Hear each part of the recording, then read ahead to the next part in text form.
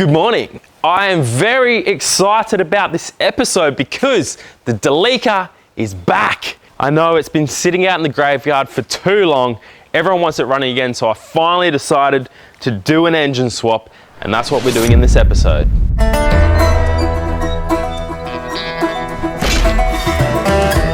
So now obviously the Delica has a lot of history on the channel here with budget builds.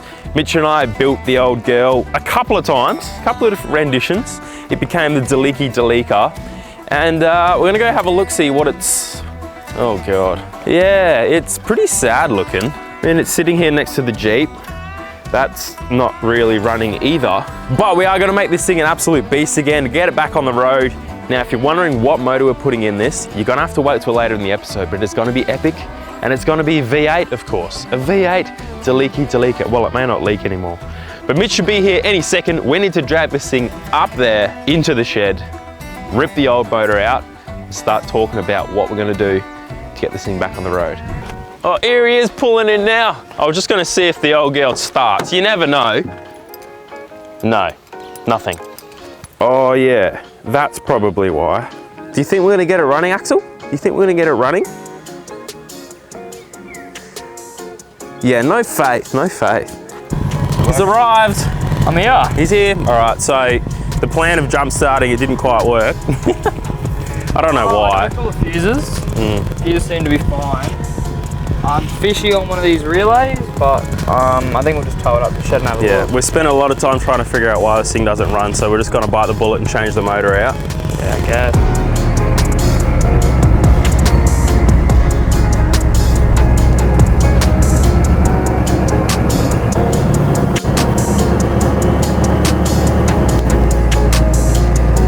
I've got a repeat of last time. Actually, we did a half episode of the Delica. We were gonna try and figure out what's wrong with the motor, and we had smell-o-vision. That was the fridge. This time, It's so much worse. it's the actual whole thing reeks. Like something has died. I wish I got you on camera before. It wasn't even acting. It was pure just dry reaching. Oh God. No, it's my new shirt. You can see my nipples. I think I look good. Hello guys, and welcome to another tech tip this week. Big shout out to our sponsor for this episode, Carly. Let me show you something, I'll just grab it. This is what we're talking about. If you want to save thousands of dollars, you just got to watch this clip. Next time you're stranded on the side of the road, remember this video. What was the other one you had? That's right guys, we're back with another tech tip in this episode. We're talking about Carly. Now, there's a ton of these sort of things on the market, but nothing quite hit home like this kit. One thing I've learned over the years, as cars get more and more modern, they get more and more technical, and I don't know, back in the day you could fix a car with a screwdriver. Now there's over 50 computer systems in a modern vehicle. So what this enables you to do is access extra features, look at maintenance, look at diagnostics, and save you thousands instead of going to the mechanics. Now, Carly have gone through a huge number of manufacturers' vehicles, and they have a massive team behind the scenes constantly updating the features and updates of new vehicles that come out. So chances are the car you own will be part of this system. So I think the best thing to do is probably jump over to an example vehicle. We're gonna jump in my brother's Ranger. It's a 2017 PX3 Ranger. Pretty common car in Australia, so let's go over to the car and have a look at how this app works and the features that we can unlock. I'm gonna quickly run you through how to basically use this on a car. It's gonna be the same with anything.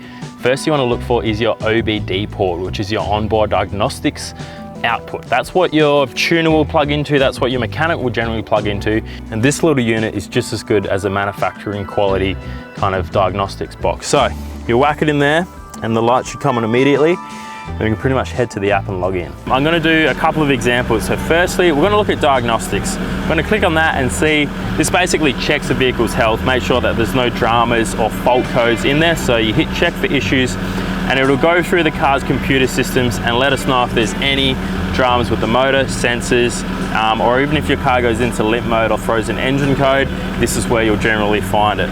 Alright, so it's just finished its scan. It says there's 5 issues found, and it actually tells you how many ECUs. There's 18 ECUs identified. So like I said at the start, cars have like up to 20 different computers in them. So show results. It categorizes them. So I'm learning this as I do it as well. So BCM, which is the body control module, there's 1 issue in there. puddle lamp. Can you believe it? What's a puddle lamp? So that's your puddle lamp, which means when you open the door, it tells you whether you've got a puddle in the side of your car or not. So that's pretty crazy. All right, another thing I want to show is live data. So this will tell you, a lot of cars, for example, if you've got an automatic, you're doing a lot of towing, new D-Max, something like that, chances are there'll be an internal, for example, like temperature sensor. So if your gearbox is overheating, it lets the ECU know, puts it in limp mode, etc. But a lot of the time, that gauge will not appear on your dash. So when you've got a system like this, you can go in and find those different parameters. Alrighty, so I've just gone into the live engine data category. Now there's thousands and thousands in here. Everything you can imagine, like clutch slip measured, transmission, all this stuff. I've come across one here, engine coolant temperature, pretty standard, but on a lot of cars, you'll have an engine gauge, but there's no numbers. It just says it's overheating or it sits in the middle. Here you can physically see the temperature, so we're at 50 degrees Celsius. So it's stuff like that that you can really hone in. Oh, here we go, air intake temperature, 28 degrees. So this is all information that you can go through and filter out the ones that you want and set up a home screen. So when you go towing, for example, you can keep an eye on those temperatures. So pretty good bit of kit. So we've only pretty much just scratched the surface of what this thing can do. I've actually been through a bunch of these. You get your eBay ones and they're proper junk. They don't connect properly. So if I was to do it, just go properly with something like this with a massive team behind it that's always updating information. So I've actually got a discount code. If you jump the link down below, jump over to the website, use code BNB, you'll save 15% if you want to grab yourself one of these. So go check it out and it can save you thousands and avoid destroying your engine. Make sure to support the businesses that support Built Not Bought. Let's get back to the episode. Alrighty, so as mentioned at the start of the episode, we're not going to give away exactly what motor we're putting in just yet, but the plan for today, rip the motor out. We'll probably take the gearbox out too, because the research that I've done, the motor that I do want to use uses that gearbox and we need to marry them together. So It's a cool motor. It should be cool. All I've said is it's a V8, so It's kind of fun. anyone who knows anything about Delicas probably guess what motor will go in here, because it's a pretty simple swap. But yeah, let's rip her apart. I don't have a cameraman today, so we'll film what we can. Pull out the old motor, get ready for the new one.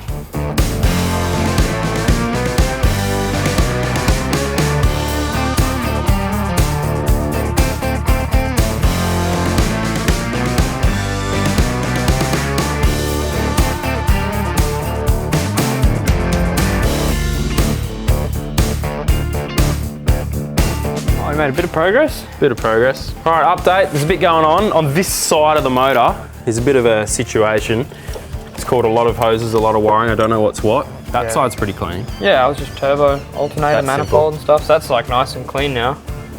But this is a fucking jungle. I don't know, there's aircon lines I've undone. There's throttle cables and stuff, a bunch of wiring. So it's just trying to find an even split.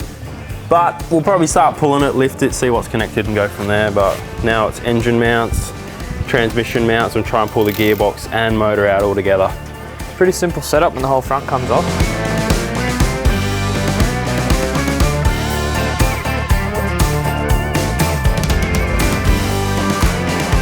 Lift off, baby. Alrighty, we're getting close. We've done a lot of work underneath. Well, Mitch did a lot of work underneath. There was drive shafts, there was transmission cross members, fuel lines, all sorts of stuff. We were worried maybe the front drive shaft CV assembly was like part of the sump or goes through the sump, which sometimes happens on four-wheel drive cars. But luckily it's a separate system, so we can pull the motor and box out above that. Pretty close now. I'm gonna lift it up, see what's connected.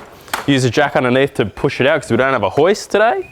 And it should be ready for the ocean because it's a big old boat anchor at the moment. Big rusty piece of shit. So should I jack up? We're back. It's still not out. It's turtlenecking. She's teasing us. Oh yes! Yes! It fell off the jack. That's all right. Oh yeah? Look at that clearance made. We're on. Oh my god. Whoa! How long is it? Stop! Can you actually get a tape measure and tell me how long this thing is? It's crazy. It's the longest drive line I've ever seen in my life.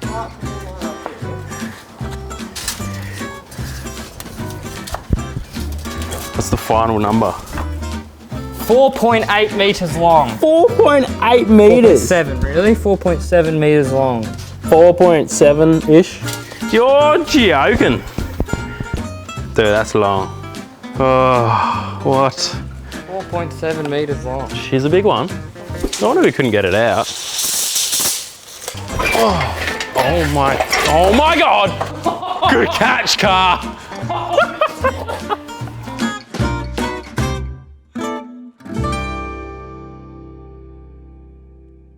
All right, welcome back guys. The last clip you would have seen is us pulling the motor out of the Delica. Now, we're doing a conversion. The clips we recorded were actually about a year ago. So we finally got some motivation to get cracked into this thing, got some time spare. We're gonna tow it up now and let you guys know what our conversion is gonna be. Came through dripping Aquafina, I'm sipping 15, kept a weapon on me. Blow make digits, I'm on my business, stack chicken like what it's gonna be. Crew in the cut, hey, you want us, red run when I tell a peace. Love is love. Rightio, so the Delica's staying here. I'm gonna wash it here, that way we're not bringing shit into the shed. And then I'll pull it with the forklift all the way in. It's pretty hard when it turns and shit, but it's time we spill the beans on what motor is going in the Delica. So we all know Sam's got a big passion for V8 motors.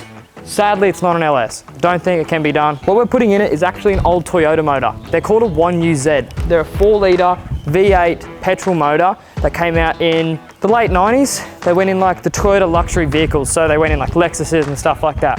Behind them, they always used to run an automatic transmission as far as I'm concerned. Correct me if I'm wrong. But the special thing about the 1UZ is actually its compatibility to go into a Delica. Pretty wild. So there's a lot of things you can reuse. You can actually use the Delica manual box that came, ours was auto. You can actually use the Delica automatic box that came in the Delica.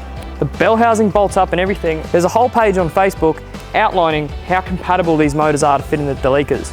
A few moments later.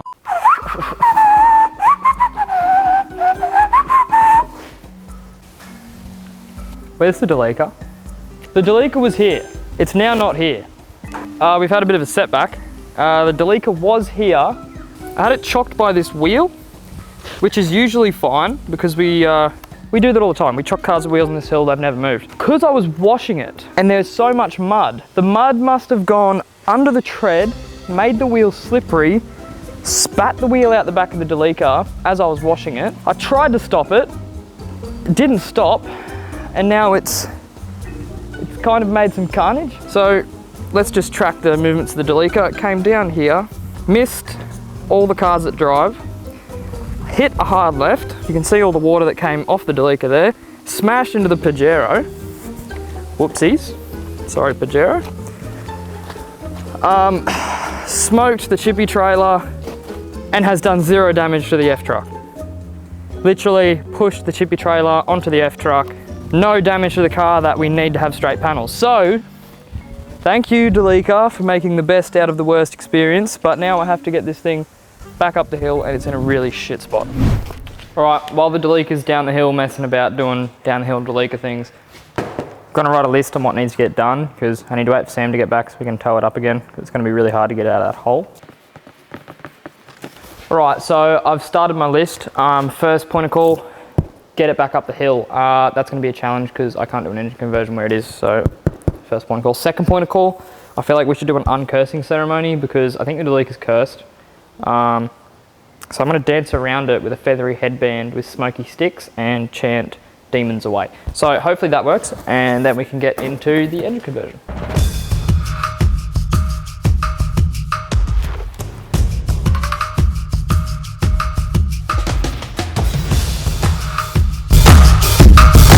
Demons away. Demons away. Be gone. Be gone. Leave the Delica. All right, well that didn't work. All right, just like that, the Delica's back on level ground, so we're sweet. I did a bit of research on lunch and I figured out what we're gonna need for this conversion. It's actually super easy. We keep the Delica engine mounts. We're just gonna replace them, obviously, so you have some new ones. You change the headers to Toyota Sora 1UZ headers, then notch the driver's side header to clear the steering shaft, so that's simple. Don't even touch the engine harness on the Delica, that all goes across with the Sora. with the 1UZ one. Then you use the Delica box, transmission member still bolts up. You can still use a Delica tail shaft, and we also have to delete the heater core and stuff like that. We don't have to, but we're going to because it's just more hassle than it's worth with these Delicas. They have front and rear heaters and the heater core is massive and don't go there. But we're keeping aircon. So plan for this build is actually going to be the workshop parts car. So, and Tourer, boys Tourer, 7 seats, take the boys up to DI, something like that. But the reason we need a good parts car is we need something that has a big enclosed space. Like, could just use a ute, but this is all enclosed, don't have to tie shit down. It's actually super practical, and it's gonna have a V8. It's gonna be pretty cool. So let's waste no time, and let's crack into V8 converting the Delica.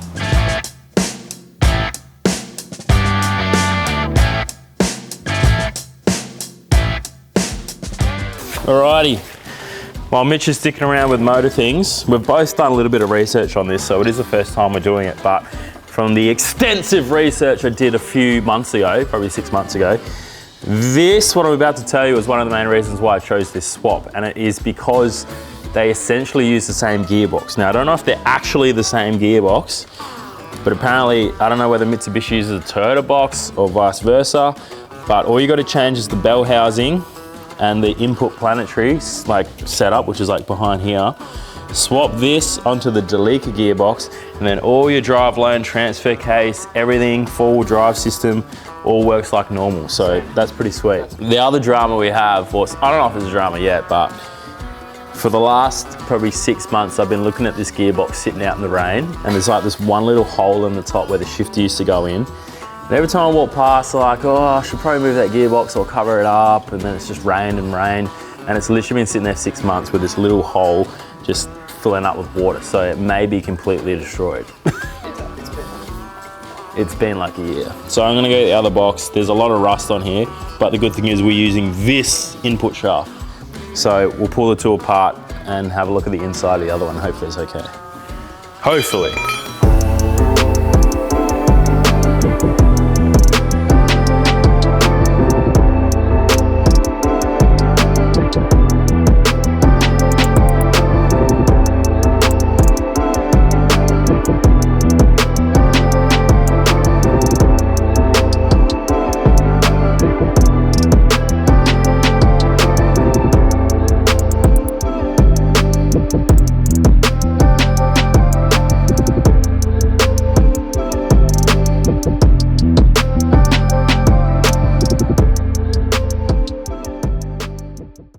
Rightio, it's another day on the Delica. Sam's gone to China, so I'm going to keep working on it. So I went to Burson's to buy engine mounts today. We bought 1UZ engine mounts, well, ordered, not here till a few days as always, but we're going to, so I can't put the motor in today. So I'm going to try and get it running on a pallet to see what we need, see if it does run, because old mate that we picked it up off had it running on a pallet. But I did get distracted. I'm trying to quit the 9 to 5 DME now, so I bought a bunch of scratchies, so let's get into this and see if we can DME now, quit the 9 to 5.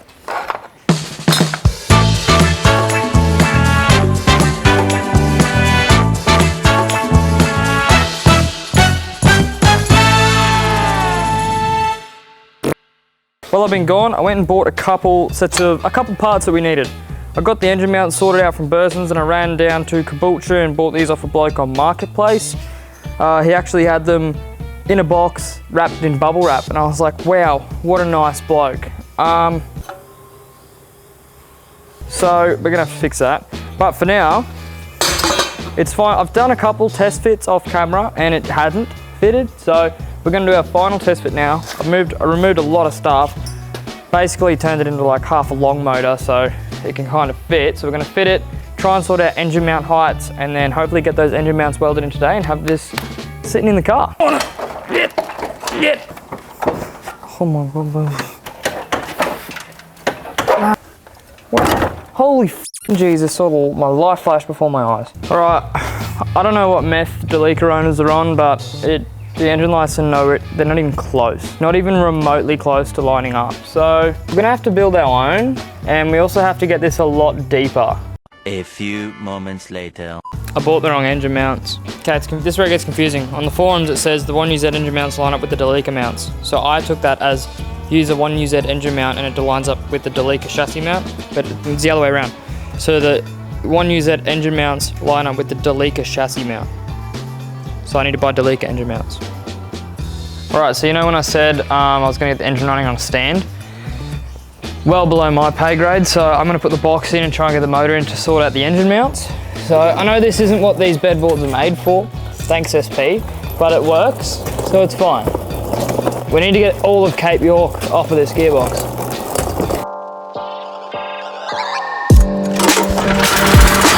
First pull.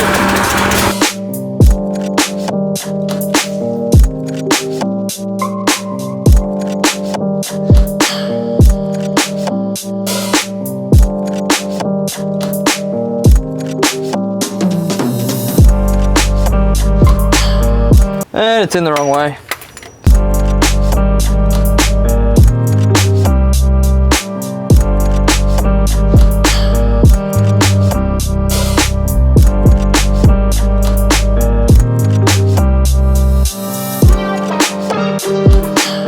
That sucked.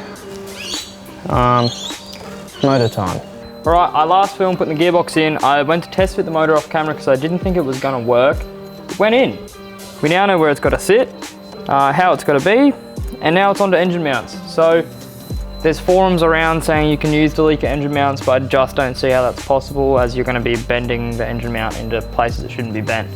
So I'm literally just going to cut the ones off the chassis and start fresh and make the 1UZ engine mounts work, because these are pretty good. They follow the line of the engine mount, then they end up going straight. So just going to run some C-section, top hat, put it through, piece of piss. So pull this motor back out for the 50th time, cut out the engine mounts, go again. Rightio guys, even more terrible news with the cursed Delica. The lifting mount on the engine has snapped as I was pulling it back out of the Delica to sort out engine mounts. Engine's done a full 360, smashed the ground. Have not fully assessed damage yet, but it has definitely broken something. So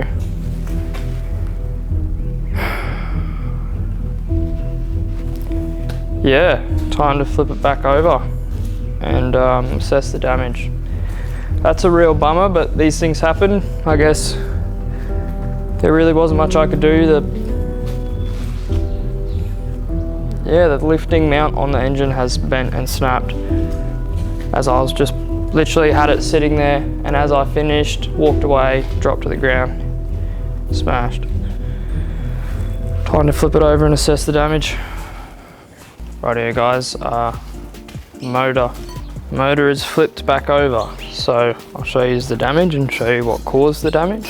So this bracket here, I think the chain must have like slipped as I was pulling it out and grabbed the end. And then once it finally got out and like kind of settled, it's bent this up and pulled the chain off, causing it to flip. So the damage is thermostat snapped, this casing snapped. That does look like a replaceable part, hopefully. So might just jump on Marketplace and try and find one of them. That's a real bummer, big setback. And this coil pack has been smashed as well. So I'm gonna have to try and get another one of them. Everything else seems fine. Like, I think this took the grunt of it all.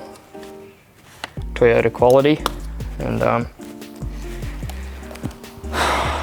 that's about it really. It's just a real bummer, because that's just money that we didn't have to spend on this build, but these things happen and we live and we learn, guys. That's what these conversions are about. Next time I won't be trusting those mounts. I'll put a bolt into the block or something to lift off from now on. This whole car has been a big learning curve for us. Don't trust what you read online about engine mounts. Don't use a wheel to chock the car, and don't lift off what we thought was rated engine lifting mounts. So, but what I'm gonna do, because there's not much we can do for this motor for now, is start cutting out the old engine mounts, weld in new ones and get the engine sitting in.